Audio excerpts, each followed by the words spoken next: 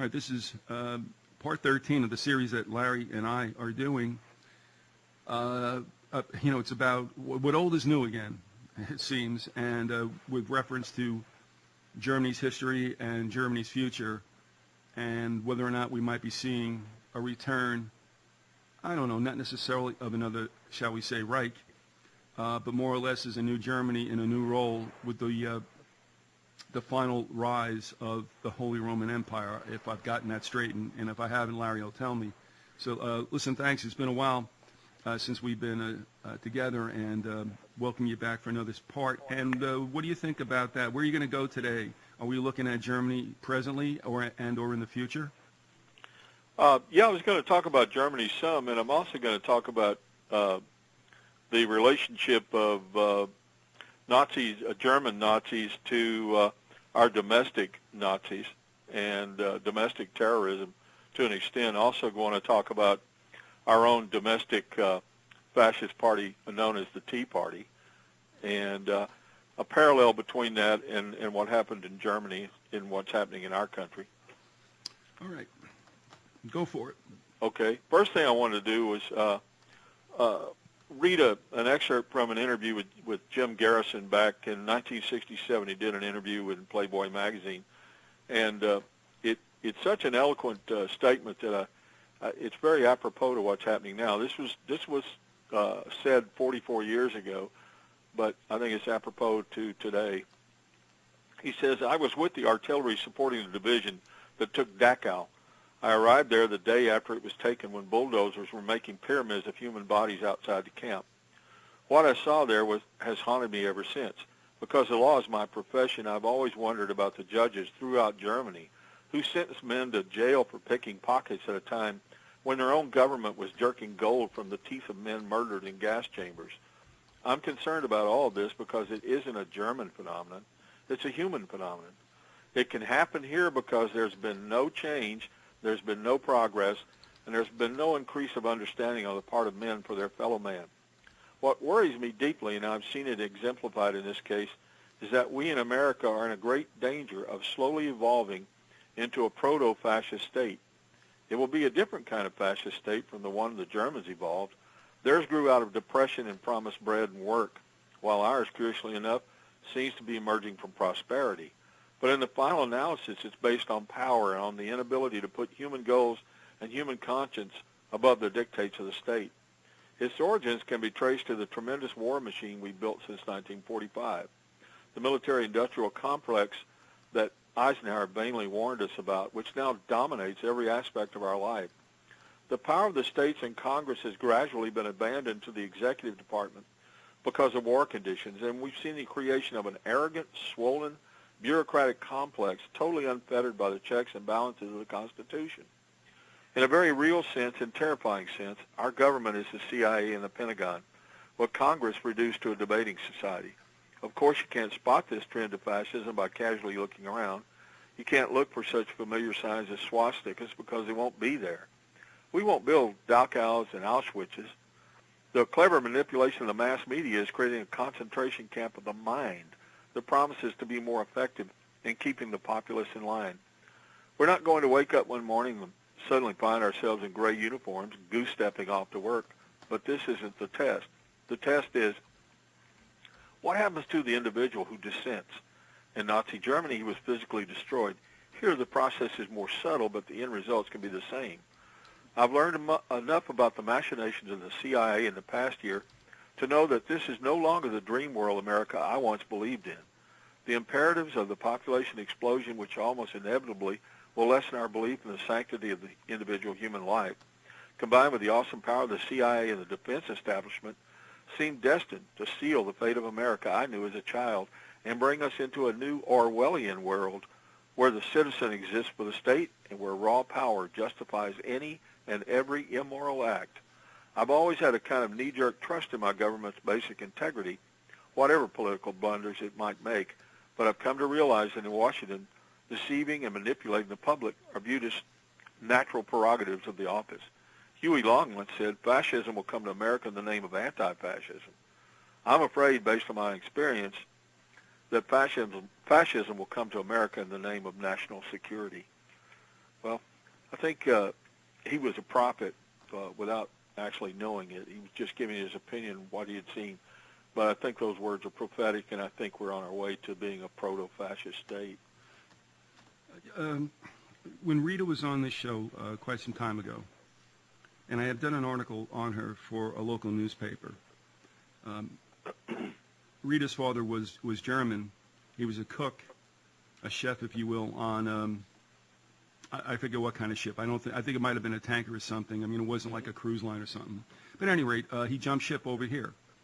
Right. You were telling me that story. Right. And okay, so what happens is they all get yanked back because they catch him. This is in the days when INS could actually, Yeah. Send people back. When they wanted to. Yeah, exactly. Yeah. Perfect point. You're absolutely right. They can do whatever. I mean, they're still functional when they're allowed to be such. Mm-hmm. And that is not happening right now. So anyway, they wind up going back. She's an American-born, but she goes through the whole German system. And I remember what she was telling me about being in grammar school at the time. You're all in like Hitler Youth because it was like being Cub Scouts. And they had clean uniforms and, things looked pretty good. And like I said, and we've talked about this before, but the way they manipulated the youth was to not show them anything else except, I guess, what you might call a functional, seemingly successful society, and of such, I guess, high quality, superior quality, that they were going to go off and be ambassadors of the lifestyle in different countries, and that's what they thought they would be doing. Mm-hmm. So, I mean, when you look at the way they manipulated children, it was all, roses and lollipops. They did not see what was going on. Later on, I mean, if we look back at Peikoff's book, I mean, the signs were there. And you always have to have some kind of discontent that gets the population riled up, and then you must, play to that. Mm-hmm. And right now, do you really see that happening? And if you do, are you going to tell me you think it probably relates to this third world invasion of Europe? Oh, yeah, I see it definitely happening now. I mean, the Tea Party is a manifestation of that. There's a great deal of discontent with the way the government is run and with taxes and the bailout and unemployment, on and on and on. I think there's an extremely angry populace out there. Unemployment alone will create a lot of angry backlash against the government, and that's been going on for quite a while now. And I think the Tea Party is being very cleverly manipulated, just as the Nazi Party was brought about. It's from a different angle, but it's essentially the same thing. The Nazis were brought to power by an extremely wealthy element within Germany and also in our country, and there's a direct parallel there. Yeah, I keep thinking of what you said about the Tea Party, and something popped up the other day with regard to what they might be covering up as somewhat of a bigoted or a fascist underbelly. Mm-hmm. And it had to do, maybe you can help me out with this. They made some kind of crack that was racially motivated or oriented, mm-hmm. and I thought I had it at the tip of my tongue, and I don't. But because I wasn't paying that much attention, but when stuff like that comes up, it kind of like clangs in my ear, and I take a look. I'm like, oh, what was that? And they had to do some kind of backtracking and apologizing for. Find out when they looked at her papers that she was a Jew. But the fact that it popped up made me think of what you were talking about, because when I look at the Tea Party, I mean, they're trying to put a couple of faces on it. And Michelle Bachmann doesn't really seem to be what you would call your poster child for what might be sinister in the Tea Party. If that idiot... Oh, geez, God, I might have to move to, I don't know. I mean, I know, like I said, you could put a chimpanzee in the Oval Office and things, still happen. And I think You're talking about Palin? Yeah. Yeah, she seems to get them fired up. It gets them excited. I don't know what it is, but yeah, I mean, they just love that woman. I don't know what it is. And I don't want to go off on a thing here, but just at this point, when I talk to people, and I say, the acrimony between Republicans and Democrats, their supporters will say, the voters, has never been more acrimonious than it is now. And there's a reason for that, and that is because the politicians of all stripes are just screwing the crap out of the people to the point where they've got to create some kind of distraction, or otherwise don't let them stand back and think about the whole system, thinking, you know what, you guys are selling us down the river too, my own Yeah. party. Right now Yeah. they just blame the other party, but it's like, folks, how do you think this legislation gets passed where Monsanto and Cargill and ConAgra and other corporations get to do whatever they want, which impinges the health of many human beings? And who do you think's doing that? Well, the Democrat supporters think, well, it's the Republican voters. I mean, the Republican politicians. And the Republican supporters think it's a Democrat. It's like, don't you understand, jerks? Take a look. They're selling you, both of you, down the river. You know, and when she gets in there and they get hysterical about it, and she's got the brains of a freaking chia pet. I mean, she's upsetting because she's such a stone phony. I don't know. She kind of appeals to a very low common denominator there, a very low level of public taste. But I think that kind of gives you an idea of what kind of person. I'm not saying everyone in the Tea Party, is some kind of moron, but there's kind of a moronic element there. No, you have. I'm sure there's some people in there very cold, calculating. Yes. Very intelligent. I know there are, but those people have a different agenda in mind than what these people, many of the rank and file really understand. I think the whole idea behind the Tea Party is to crush the American government, is to destroy it and bring in a full-blown corporatism, which is, if you know Mussolini's saying, that's what fascism really is. And they're being funded by the Koch brothers. The Koch brothers, strangely enough, have ties to the old Third Reich. In fact, their father was working in Germany during the time of the Third Reich, and they have an uncle and an aunt who were running Buchenwald concentration camp during the time of the Third Reich. So these guys are old-time fascists / Nazis, and that's really what they're all about. They're planning to bring that to America, and they're doing a pretty good job of it, from what I can see. Well, they managed to get the credit rating of the United States lowered due to the machinations of the Tea Party, and they're going to basically get in there and screw everything up from a standpoint of passing legislation, and I think that's their real job. At least, the higher ups, that's what they want to do. Well, it'll be interesting to see how far this spreads and how you get involved. See, it's got to make a jump at some point to get the young and dumb involved, because they're the ones who are going to go off and fight something.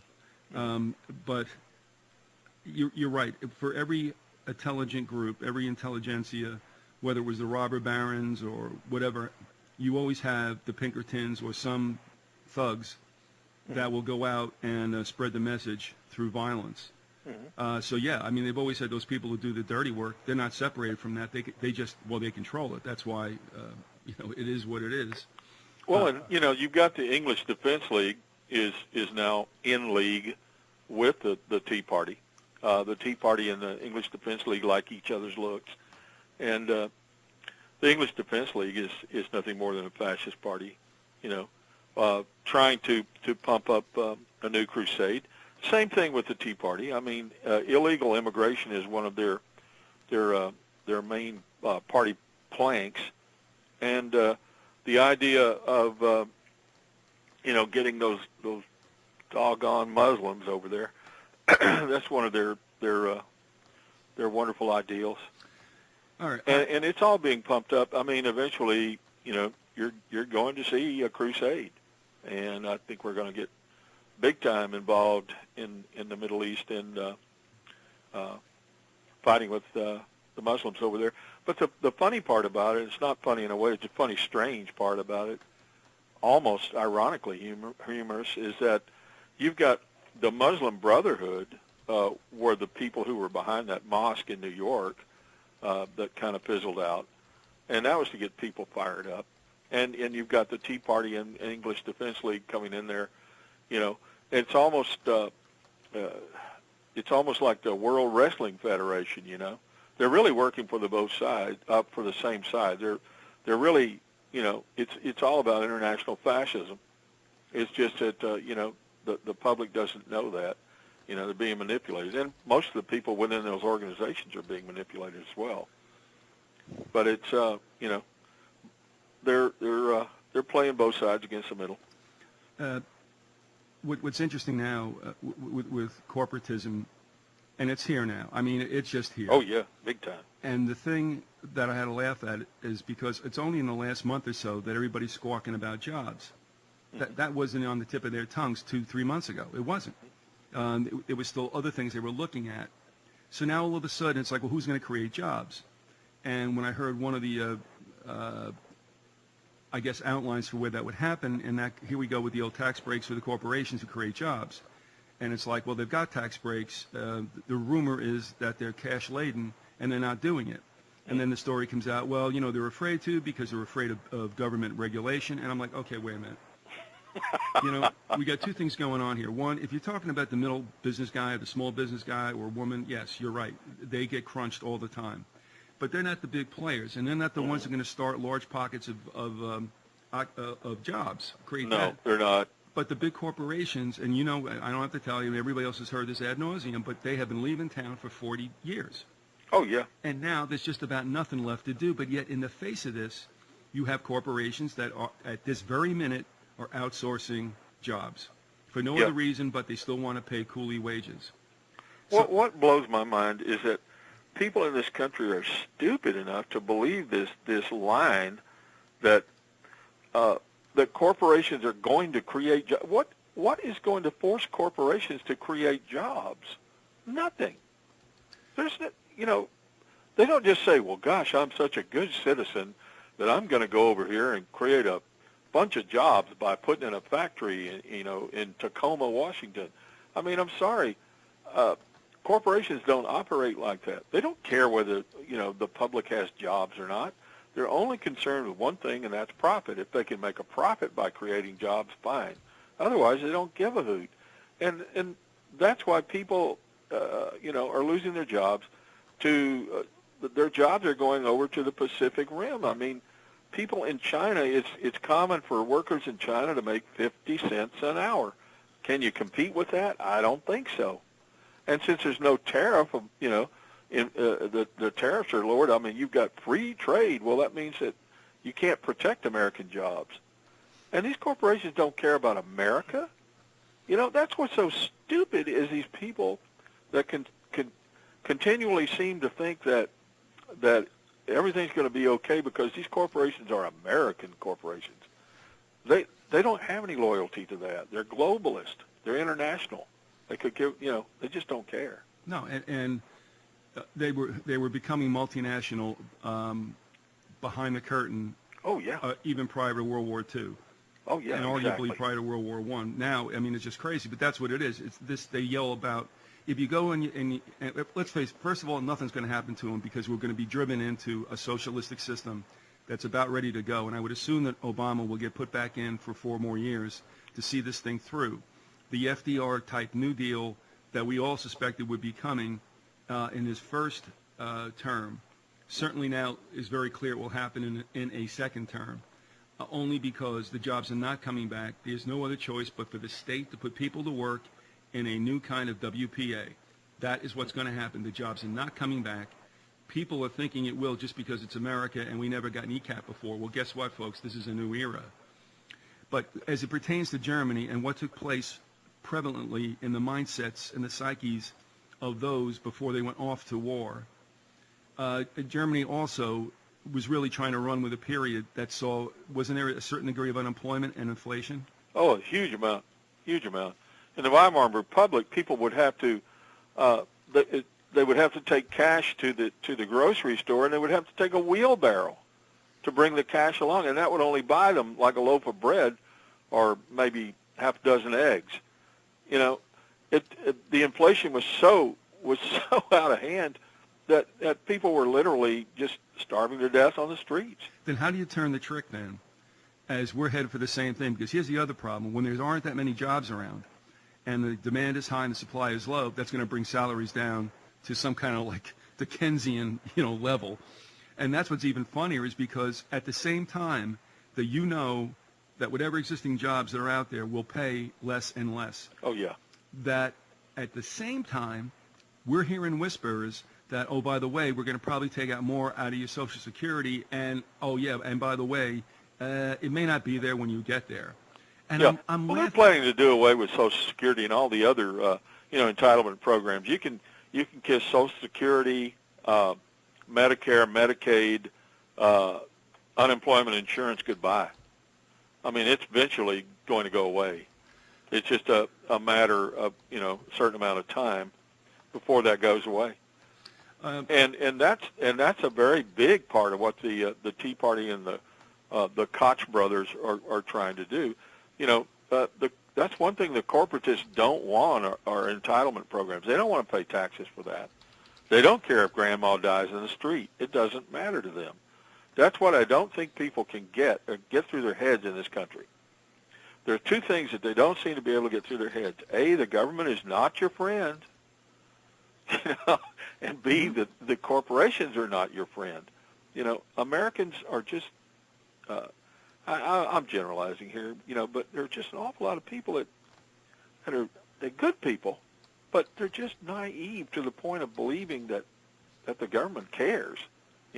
These people at the top don't care about anything but themselves and their own power and their own wealth. But what's interesting is that the people have been driven now to believe that the government is the only answer to the ills that are before them, and it's not. And that's where the trap is so effective, and that is they're being driven into a system that sold them down the river, and they're looking for the very perps to go ahead and save them from what the perps created.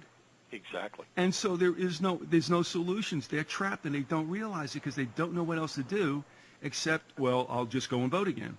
Because if we vote enough, maybe one day we'll vote somebody good in, and that's like the old story about if a chimpanzee bangs in a typewriter long enough, you might write, Hamlet.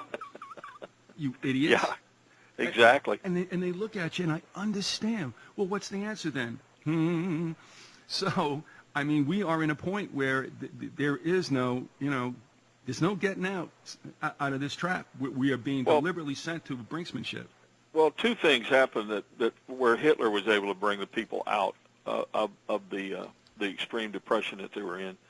One is he quit paying reparations, which meant that got rid of the problem with the superinflation. And two, he put people back to work in New Deal style. It wasn't. That's classic fascism. The New Deal is fascism light. That's all it is. That's what Mussolini did too. He put people back to work in government projects, and of course war. You've always got to have war with a fascist state, and that's coming too.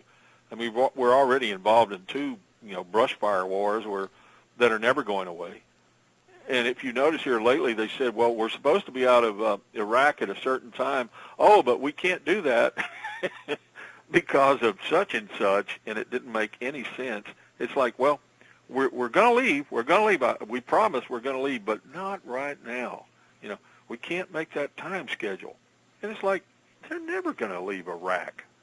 We're going to be involved in that area of the world, until until we're thrown out of that area of the world, I guess. No, and now some people are starting to chirp about, where are we going to get the money to do some of the things we have to do here? And some people are saying, well, how about we just get out of the Middle East and take care of our own thing, which of course makes sense, but that won't happen. No. No, it's not going to matter to the people at the top. They're just print up more money, and we'll have rampant inflation. And that's coming too. We're going to go through all the things that happen, in a proto-fascist state, and prior to the final takeover. But now, as it pertains to Germany, also, what I'm wondering is, and I'm thinking this as you're speaking, and I'm not articulating it as strongly as I feel I should. But the problem that we got going here, among all things, and that is, you're going to have divisions within your own people, and those you think are going to be exacerbated. And I just don't know at one point where you can have that happen and still muster up, if you will, some kind of will and materiel and personnel to go fight bad guys in another country. I mean, that's a parlor trick, man. I'll probably be alive to see, but I don't know how they're going to make that jump. And as I look at it, with regard to Germany, now, yes, did they not have divisions in that country? Although, in early 20th century version, it wasn't necessarily immigrants coming into the country. It was what was already there, as far as I know. Of course, the Jews were always considered the interlopers, but that doesn't seem to be the way it is now. I mean, now you have this antagonism created by forced immigration, and that seems to be a boogeyman as well. So I'm wondering how they're going to massage this thing. Is it going to become a situation where Muslims truly will become the bad guy and, shall we say, quote, the new Jewish scapegoats? Yeah, I think that's happening, Biz. And they're working on it hard, especially over in Europe. Not so much here, but the Tea Party's working on that. How many times, every once in a while, when my stomach's not, giving me trouble, I'll watch the Fox network for a very brief period of time. And, oh, Lord, they love to pump it up on there. The Muslim hate, it's, half hour at a time of, they're trying to enforce Sharia law, and I know. they go on and on about that stuff. And it's like, it's just a subtle day-to-day thing where, they're pumping it up. And there's going to be a new crusade, and it's going to happen. I don't know when exactly, but I see it happening. I see us involved in the Third World War. We've already talked about that in the series. Yeah. I mean, I just as it pertains to those who are listening and are living here, and even those who are watching from a distance, like Liam and such, and Charles up in Canada, and Paul Sanders and such. But I'm watching. We need to be good friends with the Canadians because we may need their help to get out of this country. We need to say nice things about the Canadians.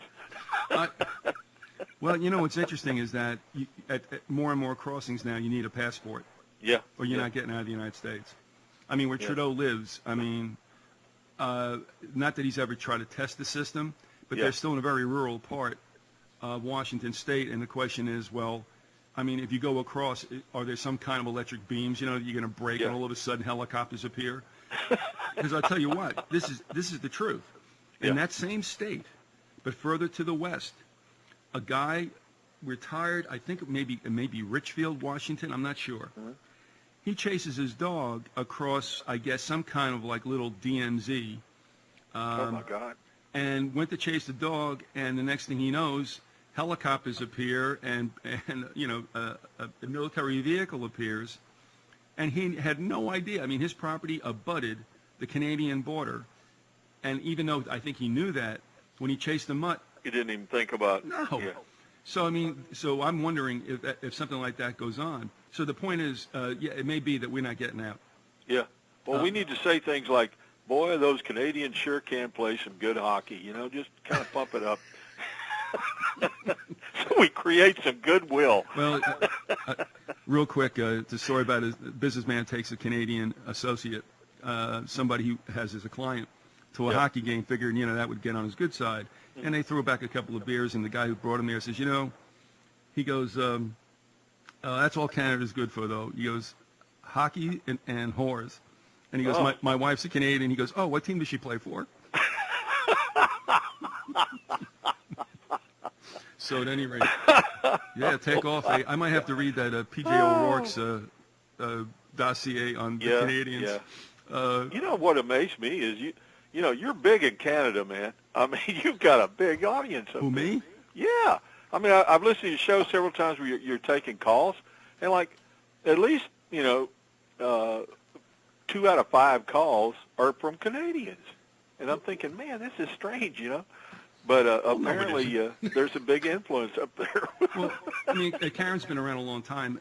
And remember the days of Robert Burke too, and we kind of forget about Robert.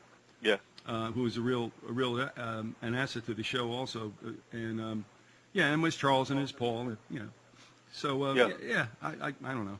So, and I like hockey. Interesting, I like hockey. I think that's what really enamors. I read somewhere. I was trying to look at some stats for the show, and apparently you get a pretty good listenership in the United Kingdom.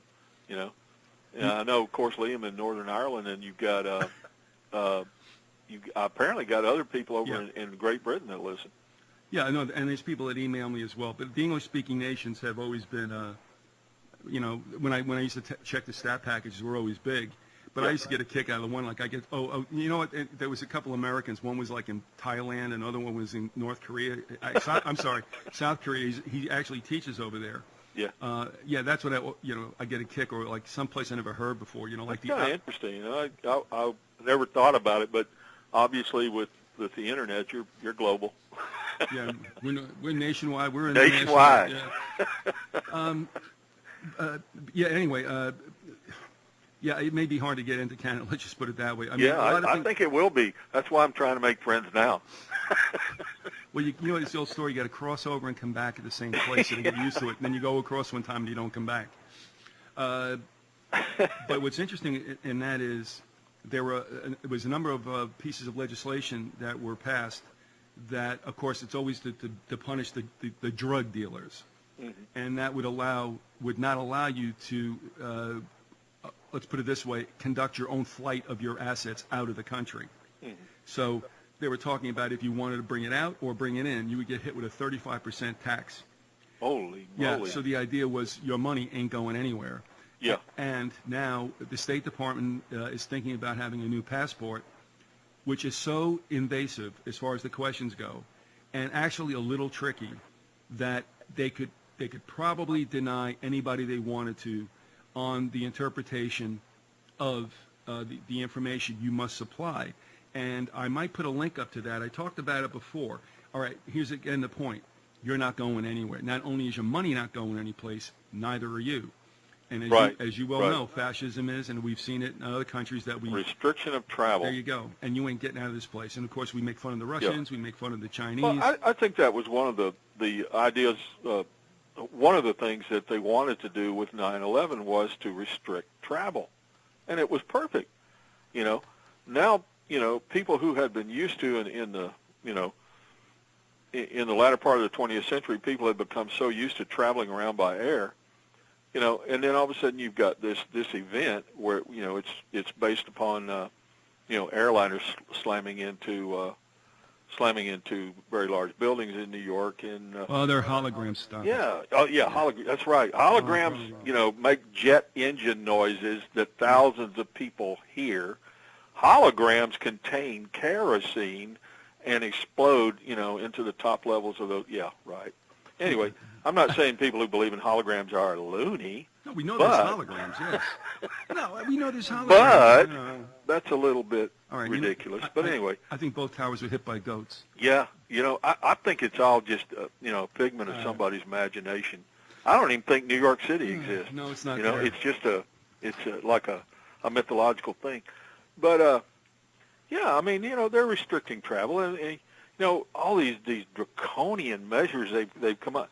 I mean, if people having to submit to some jackass fondling them, you know, I know. It's just horrible, man. I mean, just really, you know, I was watching a thing about Nazi Germany the other day, and it was this lady was trying to get out. She was a Jew, and she was so afraid that she was not going to be able to get a passport to get out. This was in the 30s. And she was talking about how just trying to travel around the country on trains was so difficult because she was never sure if she might not get, you know, pulled off the train by somebody because they would, you know, find out when they looked at her papers that she was a Jew.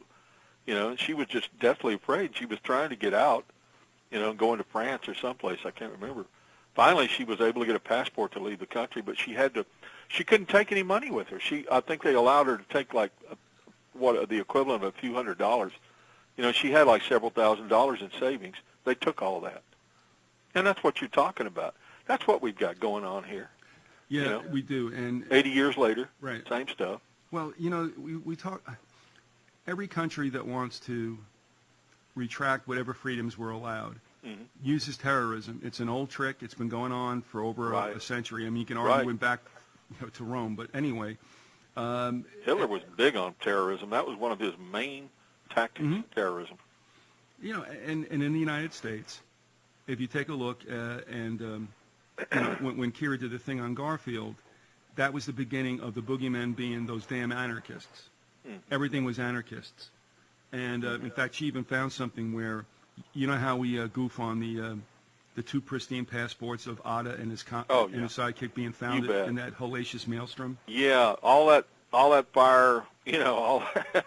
Well, get this, a supposed an anarchist, was going to bomb some official, and apparently either screwed it up or whatever. The bomb went off, apparently blew up the anarchist or the supposed anarchist or whatever happened. It was a mess. This should sound familiar. And what did they find amongst whatever garbage and body parts or whatever there was around the man's house? All these pristine anarchist pamphlets. Oh, yeah, sure. Yeah. I mean, and he would be carrying them with him at the time, of course. Yeah. Yeah. I mean. Yeah. And I mean, you know, he's.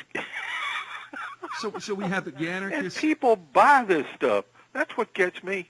You know, if they put it on the evening news on Fox or CNN, people will buy right into it. Yeah, that's the way it happened. You know. But remember, at a time like that too, you had no radio, you had no TV, and the printed word was the big deal. But you see, that was one of the easiest things to control, and the first thing that was controlled by the robber barons, you know, Rockefeller and Carnegie. Mm-hmm. All right, and they got a hold of that. So, but my point is, all you got to do for the herd is to say, all right, these are bad people. You know the freedoms you have. These bad people want to take them away. That's all you got to tell people. And these are the people you know need to go after. Yeah, I mean, but look at it. It works today. Yeah, it works perfectly. I mean, I think I've mentioned it before, but Joseph Goebbels once said that the best propaganda. He just called it propaganda. We call it PR, but he said that the best propaganda came out of the United States, and he was talking about Edward Bernays. Even though Bernays was a Jew, he admired him because of his ability with propaganda. And, you know, you've had several shows about that, and the guy was a genius when it came to that. You know, I don't know if I necessarily call him evil, but I guess in a way he was. And, you know, it's apparent, you know, that they can sway a large portion of the public to, you know, no matter how ridiculous the story is. And, I mean, we've seen so many ridiculous stories over the years that the American public, as a whole, in general, you know, I should say in general, the American public swallows these stories. Look, I mean, we're all still, I think, to a certain extent, emotionally and mentally exhausted from looking at the way that people have been just absolutely bombarded. Why some of us have stepped out of that, you know, I'm not really sure. When you're confronted with somebody who has spoken the way we have, as those have spoken to us, and we embrace it and test it, we find out that it's true. But when now we're beset by millions of people who have lost the ability, and I'm not even sure through their own will, but they've lost the ability to critically analyze or to dare question. And I mean, when you got now 24/7 media, I mean, it's like a tsunami. I mean, I'm serious as a heart attack. It's like a tsunami that how in the world are these people going to stand against it if they don't have an inkling inside themselves that something's a little amiss here? And apparently they don't. Yeah. Well, we're seeing the new, you know, the new propaganda campaign to pump up, you know, the anniversary of 9/11. I saw a billboard on my way to work the other day, you know, is never forget the heroes. Well, to be honest with you, I'm never going to forget, you know, the innocent people that were killed. But, you know, I guess in a way some of those people would, or maybe all of them should be considered heroes. I think the real heroes are the firemen and the police that went in there and tried to help. But, you know, and I'm not in any way denigrating what those people did, but what makes me so angry is that the public has been lied to about that event and doesn't understand what that event was really all about and who perpetrated it. And that's, and it really gets to me. I get emotional about it. It really makes me angry, but there's very little I can do other than, you know, try to get the news out. You know, on this show, and anything else I can do is from, you know, personal standpoint. Yeah, but here's what has to happen, and it's always been like this. I can't say that our generation or the generations after us that we are now living with that it's any different, and that is, for the most part, and the tracks of this are all over our history, and that is, I do think there was a time when more people were suspicious. There was a time when people realized that government was something they kind of had to deal with, but it wasn't necessarily your friend. And for some strange reason, the more adversarial government has gotten, the more that it's propagandized people into believing that they indeed are your friend. And we're to a point now where, let's face it, it's an unthinking, for the most part, an unthinking body of people. And when that happens, you can't stand against it. You just can't. It's a critical mass that cannot be turned around. Well, we talked about it before. What happens is, if you try to question the government's official story, they label you quickly and will try to make you, persona non grata, and it'll be, well, you're unpatriotic. Well, you may be actually extremely patriotic, but you're going to be labeled as unpatriotic. You're going to be labeled as basically a nut, and that's really what it's all about with the no planers. I saw the holograms. All of that is to smear the 9/11 truthers, and I think Andy Sr. and Herb, have had their share of being smeared that way as nuts, and have had so many people, give them a hard time over it all, and them being unpatriotic, etc. Well, and that's what it's all about. I mean, and then the last thing is you're disrespectful to the memory of the people that died in the attack. Well, no, you're not being disrespectful. You're trying to find out what happened. You're trying to solve the murder. It's like you're acting as a civilian cop, in a sense, trying to determine what happened and who did it. But they don't see it that way. You just got to go buy the official story, or you get slammed. Well, it's like Ibsen said, the majority is never right. Yeah. And I tell you what, there are a lot of people who lost people that day who know exactly that the government story is garbage. Mm-hmm. I'll just go to say one thing. I got to be really vague about this because I don't want in any way, shape, or form anyone to infer that they know who this individual is. I'm going to keep it real generic, but as it was told to me by somebody who's a guest on the program, that it was either one or both, a couple that knew, I'm not even going to say what site it was at, that the story was baloney and that there was no plane. Okay? So that kind of rules out WTCs, I understand. Yeah. But the point is, men in suits spoke to him. Yeah. To a point where they like to move every couple of years. Yeah, I believe that. All right. Others, and I still say to this day that Brightweiser, one of the Jersey girls, who appeared a couple of times in the Today Show, she did not look like a satisfied individual. And I am dead bang sure that she knows that the story is bullshit. But, the last thing she said of the five when they were on was that I just think that they had to do a better job of intelligence. And I'm like, yeah, right, okay. And that's why this is a rough time for this week that starts right now, in fact, until next Sunday. And that is, look, the loss, man, that's a loss. I mean, there's no way you want to impinge upon or besmirch or undercut the deaths of those people. But the way the government runs it, man, you know what? Probably if I'm going to keep any kind of solid food down, I'm not going to be able to be near TVs or radios because I can't do it. Yeah, I hear you. To be honest with you, just talking about 9/11 anymore, kind of, I just turn off because I spent so much time trying to do research on it, and the more I looked into it, the more I heard and the more I read, and from people who were critical of the government story, it created this sense of despair in a way, because I could see that it's just like the Kennedy assassination. It was so obvious that the government story is fake. It's so obvious that Lee Harvey Oswald was not a lone nut, acting alone, and he was a communist and all this other crap. It's so obvious when you really start looking into it. And, I mean, it's been almost 50 years now. It's been 48 years since Kennedy was assassinated, and we're no farther along, as far as, like,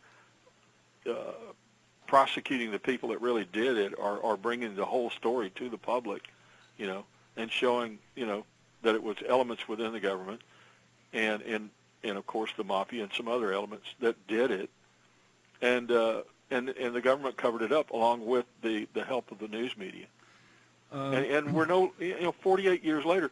So I mean, it's been 10 years since 9/11, and we're really no farther along. I mean, there's a lot of people that are skeptical and have said so and written books, and people are doing research to this day, but you just can't. It's just not going anywhere. No, and again, how many assassinations have we had? Oh yeah, and there's always lone gunmen. Boy, I tell you what, they are the luckiest Annie Oakleys in Aren't this they? world. I mean, yeah. I mean, it's just marvelous the way that Sirhan must have invented a bullet that would circle around and hit somebody from behind. No, he had a gun that shot a number of calibers. Yeah. And the thing that's really cool about him, he never got within about 3 feet of Robert Kennedy and never got behind him, but he was able to put a bullet behind Robert Kennedy's ear from about 3 inches away. Apparently, I always thought, and that's just the coroner's opinion, and what does he know? He's just the guy examining the body. Well, apparently, Larry, you just have not been watching Ricochet Rabbit. All right, I tell you what, let me just inject this right here. This is how sad it gets. I just opened up an email from Gordon Comstock. Mm-hmm. He says, check this intro. He says how somebody tries to massage me and then hit me with a sledgehammer. Get this. This is what you're dealing with. The individual writes, hi, Gordon, good stuff you did. America is still a British colony. I've known about this stuff a couple of years now, but just found out that series on YouTube. I have to tell you, as a brother in truth, capital T, that now you got to start to watch out. It says, Jesus will not be coming back, my friend. That book, the Bible, was also part of the deception. And so he cites one book, The Great Ecclesiastical Conspiracy. Well, if it's in that one book, it must be true. Oh, yeah. But I mean, those guys have it all down, But this is what you're dealing with, man. I mean, yeah. Jesus won't be coming back. You got to save yourself. Beautiful. But here's taking a look back at Germany, if we could. And the thing is, I mean, although Peikoff made a good case for what's happening here, and I think a very accurate one, despite the fact that he thinks religion is nothing but an opiate, which I can understand, but his objectivism has got him a whole hell of a lot of way. Well, let's talk about Germany. Let's talk about how Hitler came to power. And let's talk about a book called Facts and Fascism by George Seldes. You want to? Yeah, and here's where I'm going at, because I'm thinking we do repeat history. We understand that. And I think we're repeating it in a cycle, which I've mentioned, dealing with panics from 2009 to a war, from the Depression to a war, and maybe 2008, as another economic trigger.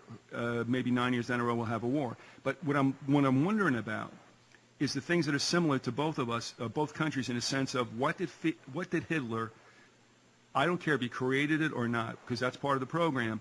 What did he feed on that could turn an entire population, or at least enough of them, to galvanize themselves for war, which has got to be backed by hatred and fear?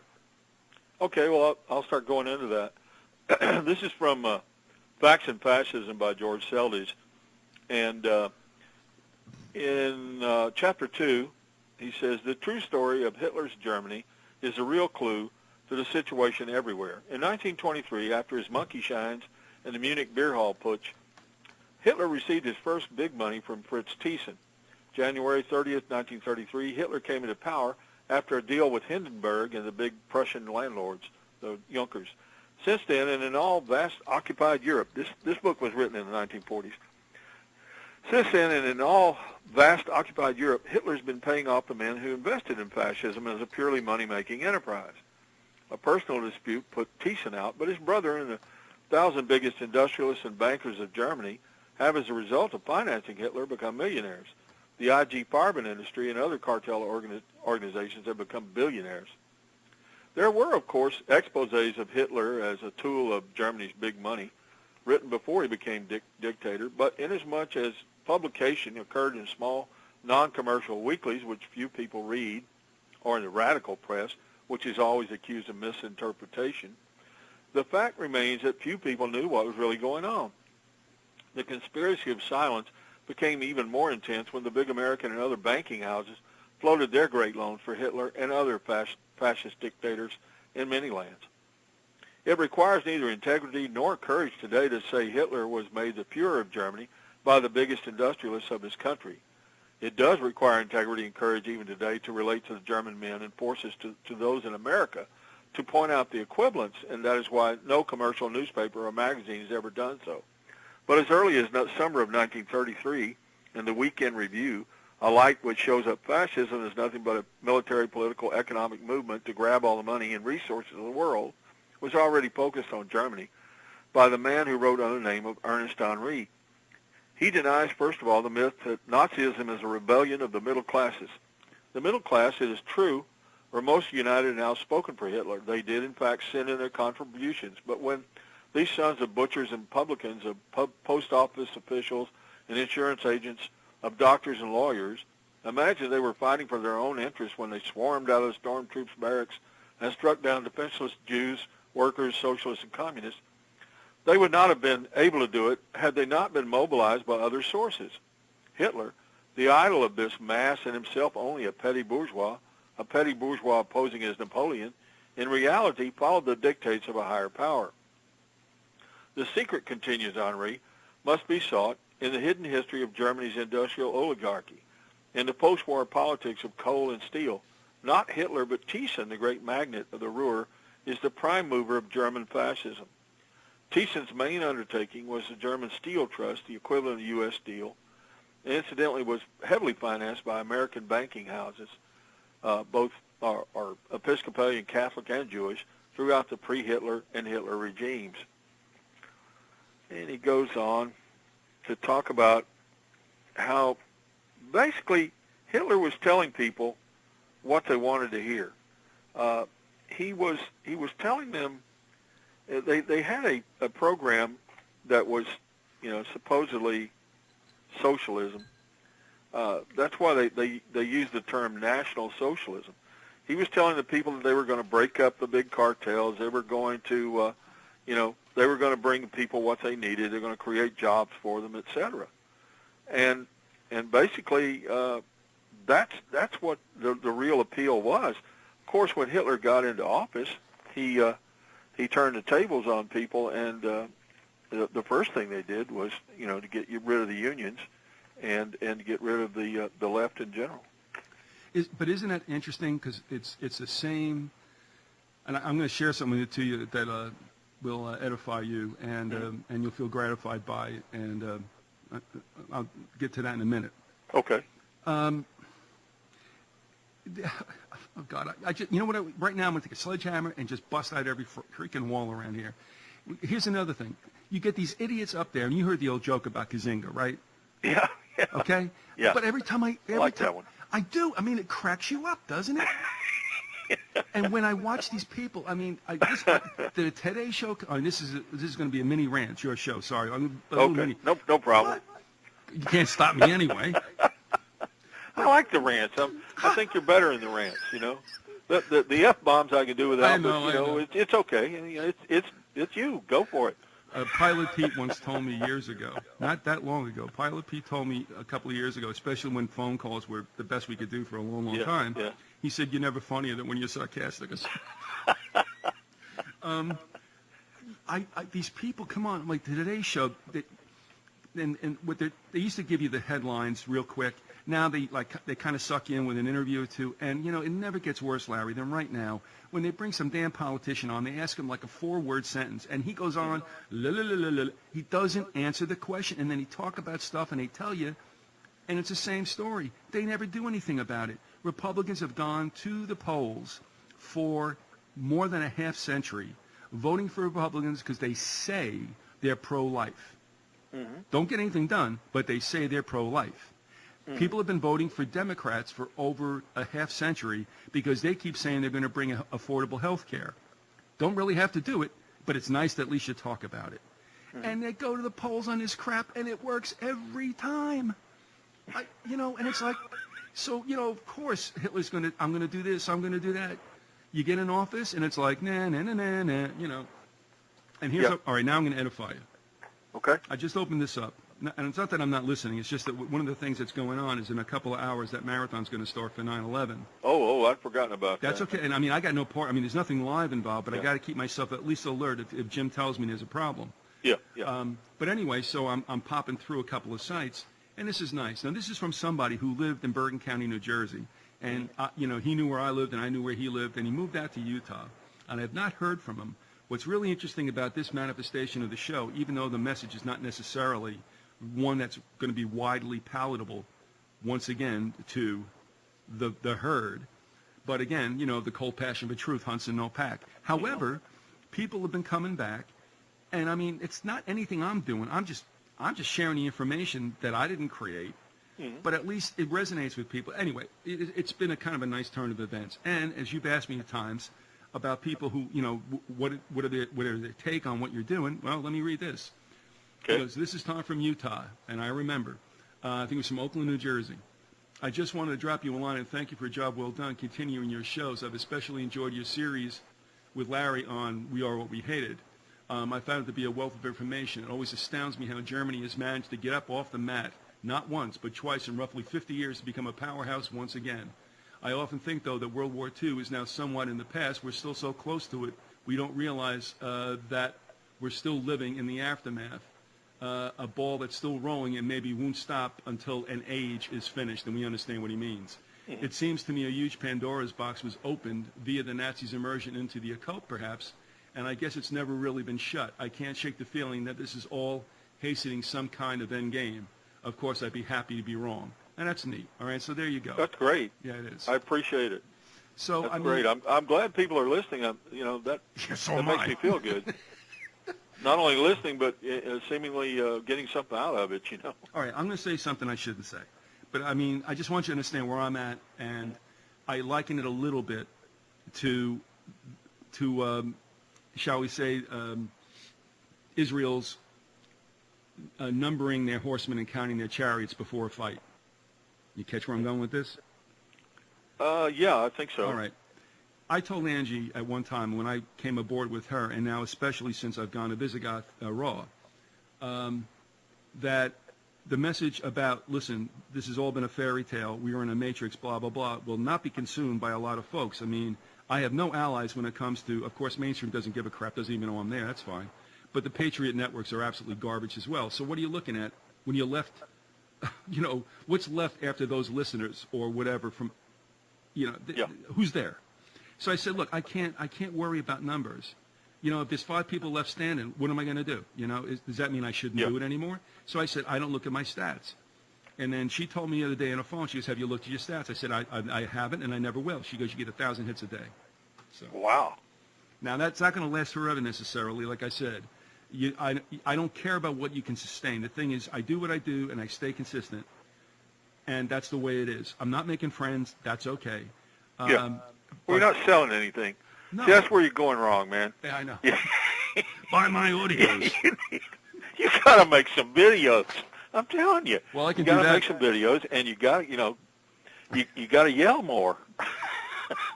Yeah. Get your blood pressure up. Hey, you don't be kidding about that stuff. I tell you. I'm sorry, but you're kind of like the anti-Alex Jones in a way. It's fun. It's fun to be associated with this show because you're not selling anything. It's like, hey, we think this is the truth. Check this out, and here's start talking about it. Hey, look. It's like nobody trying to sell you anything. No, and another thing about the show I really like is there's no, there are no sacred cows. We don't like the Republicans and we don't like the Democrats. At any rate, we don't like the Dallas Cowboys. We don't like Notre Dame. I don't like Villanova. I don't like Loyola's or wherever they are. Yeah. All right, yeah. never mind. But again, with what you need as far as backing for some groups to get behind a galvanizing figure, which Hitler certainly was, and for that to take place here as well. And I mean, it's more about Germany right now than it is us. I just found something I need to read to you Sure. here that is from Seldy's Facts and Fascism, I had intended to read it when I was started in a while ago, but I couldn't find it fast enough, and I didn't want to, mess up the flow. But anyway, Hitler was able to get 13 million followers before 1933 by a pseudo-socialistic reform program and by great promises of aid to the common people. In the 26 points of the Nazi platform, adopted in 1920 and never repudiated, Hitler promised the miserable people of Germany, 1, the abolition of all unearned incomes, 2, the end of interest slavery. This was aimed against all banks, not only Jewish bankers. Nationalization of all joint stock companies. This meant the end of all private industry, not only the monopolies, but all big business. 4, participation of the workers in the profits of all corporations. The mill, the mine, the factory, industrial worker was to become a part owner of industry. 5, establishment of a sound middle class. Nazism, like Italian fascism, made a great appeal to the big middle class, the small businessmen, the millions caught between the millstones of big labor and big business. The big department stores, for example, were to be smashed. This promise delighted every small shopkeeper in Germany. Bernard Shaw once said that Britain was a nation of shopkeepers. This was just as true for Germany, and German shopkeepers were more alive politically. They were for Hitler's Nazism to a man, and they supplied a large number of his murderous SS and SA troops. 6, death penalty for usurers and profiteers, and a distinction between predatory and creative capital. This was the Gregor Strasser thesis. You remember Gregor Strasser was the leftist part of the Nazi Party. Said that there were two kinds of money, usury and profiteering money on one hand, and creative money on the other, and that the former had to be eliminated. Naturally, all money owners who invested in the Nazi Party were listed as creative capitalists, whereas the Jews, some of whom incidentally invested in Hitler, and all who opposed Hitler were listed as exploiters. The vast middle class, always caught between the aspirations of the still more vast working class and cruel greed of the small but most powerful ruling class, has throughout history made the mistake of allying themselves with the latter. In America, we have the same thing. All the real fascist movements are subsidized by big money, but powerful organizations such as the National Small Business Men's Association follow the program of the NAM in the hope that they will benefit financially when the ruling families benefit. In all instances, however, history shows us that when the latter take over a country with a fascist army, they may give the middle class privileges and benefits, a chance to earn larger profits for a while. But in the end, monopoly triumphs, and the big money drives the little money into bankruptcy. Well, there you see it was this socialistic, pseudo-socialistic program, because they never really implemented any of these things. Once they took over, it's just like you said, the big business had its way, and Hitler crushed the left, both socialist and communist, even though that was the reason why they put the term National Socialist German Workers' Party as the name of the party, because they knew they had to get votes to get into the Reichstag. Once they got into the Reichstag, their whole idea was to crush it and to stop it from being able to operate. And I think that's basically what the Tea Party is. I think you're going to see the Tea Party raising a lot more hell in Washington, and they really don't care. They're not intending to be there as professional politicians. They're there to gum up the works, and I think that's what you're going to see in the future. They'll be all right, and of course, in the parlance that we always resort to, they'll be allowed to gum up the works, because what they're doing isn't kicking any ass and taking names on itself. It's allowed to happen. The thing is whether or not their entry into things will just create even a greater dysfunction. See, that's what I think is going to happen. I don't really think their candidates are going anywhere or anything that's of that sort. I just think they're throwing this whole thing into even much more of a chaotic situation. Strategy of tension. The more and more fear and the more chaos is produced makes it that much easier for fascism to triumph. And that's what's happening. And, but if they don't take it looks that way to me. If they don't take over the Republican Party, which I doubt they will, or if they're not even assimilated to a certain degree so that there is some kind of profile they keep in the Republican Party. And again, like I said, this is all bullcrap anyway. I just wonder what happens if they get discontented. And again, this isn't a grassroots movement, so it isn't like, all these people are going to rise up and do something. Let's talk about the Koch brothers, and let's talk about what they're doing. I've got an article by a man named Dean Walker. It's in it's called Ground Report. It's like a blog type thing. But at any rate, it's a good article. I don't agree with everything he says. He's, I guess, basically, a liberal, but he does have some good research here. He says Charles and David Koch might very well be the greatest threat to America since World War II. Over the last 50 years, the brothers have been slowly developing, tweaking, and expanding a fascist political network designed to end American democracy as we know it. The many arms of the Koch brothers' ideological network have been descriptively labeled by some as the Kochtopus. The Kochtopus finances no less than 85 right-wing extremist organizations that actively promote the Koch brothers' vision of a corporate state or fascism. The Koch brothers come from a family of Nazis and fascists. Fred Koch, the brothers' father, came to the United States from Germany and went to MIT, where he studied engineering. In 1927, Fred invented a more efficient process for converting oil into gasoline.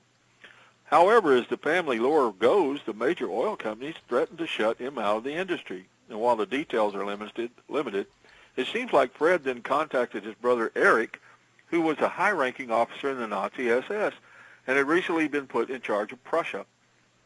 Eric helped Fred gain oil contacts. I bet he did. Or contracts. I bet he did. A few years later, Eric was transferred and put in charge of one of the most notorious death camps, Buchenwald. While Fred was producing oil for our enemy, Eric and his wife Ilse were in the act of committing some of the most heinous crimes known to man. Aunt Ilse especially seemed to thrive in the monstrosity of the Nazi death camp. Ilse's cruelty has been made into at least 2 campy, no pun intended, films. In later life, Ilse was also often referred to as the lampshade lady or the bitch of Buchenwald. Apparently, Aunt Ilse had the psychopathic hobby of using the tattooed skins from the corpses at Buchenwald to sew into decorative items like lampshades. As one would imagine, Eric and Ilse didn't do so well after the war. In fact, just months before the war's end, Eric was executed by Hitler's own SS for embezzling Nazi money and using Buchenwald for his own personal piggy bank. Ilse fled to her family estate, where she was picked up by U.S. forces and tried for war crimes. She received a 6-year sentence in a U.S. military court, which was later reduced to 2 years by U.S. General Cox.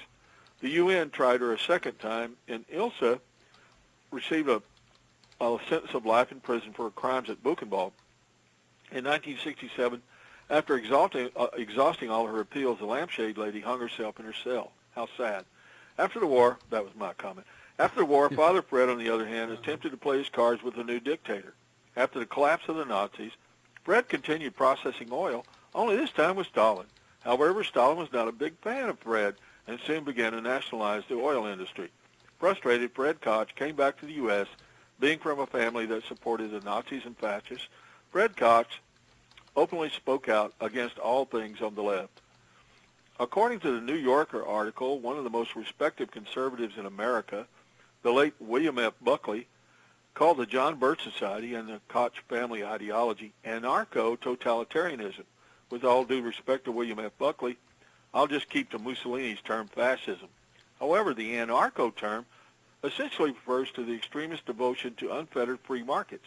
In many ways, anarchy is the result of true free markets, but it's the word totalitarianism that makes Buckley's observation so keenly astute and relevant. In 1967, Fred died and passed his fortune on to his sons. Soon after, Fred Jr. and William split with their brothers Charles and David as to how the business should be run. After a complex dispute, Charles and David bought out Fred Jr. and William. William Koch now heads the oil company Oxbow Industry, while Fred owns several mansions in Europe that house his famous works of art. How nice. Along with the Cato Institute and Heritage Foundation, the Kochtopus gives to no less than 85 different political think tanks and lobbying groups. According to the Center for American Progress, this list of organizations is long, but they have one common thread: promoting an anti-tax, anti-regulatory ideology that will ultimately gut government's ability to ensure markets functioning properly for everyone and protect consumers against abuses in the system. Consider for a moment the recent story of Professor Bill Cronin from the University of Wisconsin in Madison, writing about what the policies and funding is coming from the latest anti-labor and workers' rights attack bills. Cronin discovered the right-wing think tank American Legislative Exchange Council, ALEC, had virtually become a public policy writing factory.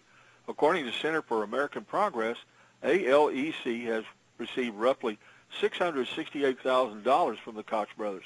However, Cronin points out that their contribution alone does not make up the whole of ALEC's support, nor explains the entire Tea Party phenomenon. Cronin goes on to explain just how influential ALEC has been in drafting boilerplate policies the mostly Republican legislatures the Koch brothers financially supported, like Wisconsin Governor Scott Walker to the tune of $48,000. Cronin explains, the most important group, I'm pretty sure, is the American Legislative Exchange Council. Its goal for the past 40 years has been to draft model bills that conservative legislators can introduce into the 50 states. Its website claims that in each legislative cycle, its members introduce 1,000 pieces of legislation based on its work, and claims that roughly 18% of these laws are enacted, or 18% of these bills are enacted in law. However, no business is more emblematic of this vast right-wing push toward fascism in the corporate state. After all, the Koch brothers' own father openly supported fascism and the John Birch Societies. The brothers were indoctrinated by their father's ideology and became strong supporters of the John Birch Society. And according to thinkprogress.org, writes in the article, when the Supreme Court took up the Citizens United case, Koch-funded front groups filed a series of amicus briefs arguing that unlimited corporate money in politics is protected by the First Amendment. For example, the Cato Institute, founded and financed by the Koch brothers, submitted a brief that called for unfettered corporate speech, and the Institute for Justice, founded and financed by David's brother Charles, submitted a brief claiming that campaign finance laws prohibiting unlimited corporate money trumped the First Amendment. Koch-funded groups later lobbied aggressively to oppose efforts to provide transparency for the new tidal wave of corporate spending. And then it goes into a Nation article, the Nation magazine. The Nation article goes on to point out that while it is illegal for unions to engage in this sort of blatant political propaganda, the Citizens United case frees up the corporations, and the Kochtopus has immediately taken advantage of this. With Citizens United, it seems the country is heading back to the days of court-enforced corporatocracy. Already, workers at Koch subsidiary in Portland, Oregon, are complaining about being subjected to political and ideological propaganda. Employees at Georgia Pacific Warehouse in Portland say that the company encourages them to read Charles Koch's The Science of Success, How Market-Based Management Built the World's Largest Private Company, and to attend ideological seminars in which Koch management preaches their boss's market-based management philosophy. Well, I think we see there that the Koch brothers are just another one of the tentacles of fascism, and that they actually have their literal generation coming from Germany, and their father worked in Nazi Germany, and their aunt and uncle were the people that ran the Buchenwald concentration camp.